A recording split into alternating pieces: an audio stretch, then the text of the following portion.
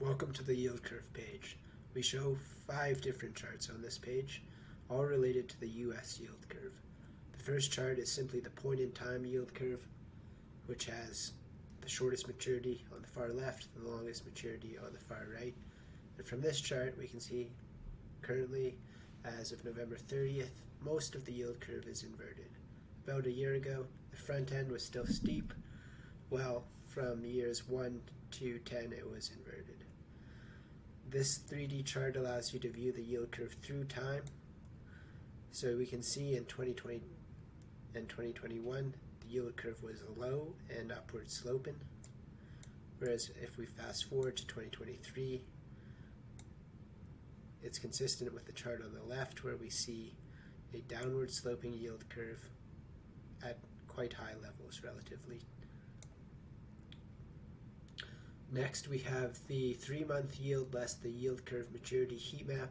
This allows you to visualize inversions against the 3-month yield through time.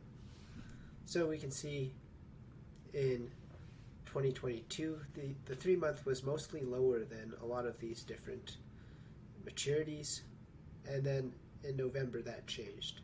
The 3-month is higher than virtually all of the other yields, except for the very short-term yields down here.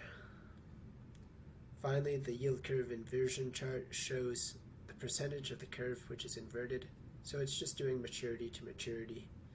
And similarly, we can see that most of the yield curve is in fact inverted, with the exception of really the 10-year less the 20-year.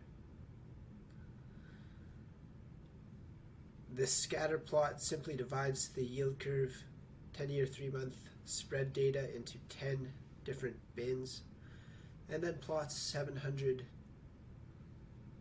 day or 3-year returns for the S&P 500 on the y-axis. So we're currently in this first bin or first decile of the yield curve data, and what it's saying is historically this has been really the worst bin to be in from a 700-day return perspective. One thing that's always important to note is that this is overlapping data. You can access charts like this for any Fred data ticker in the macro quant section.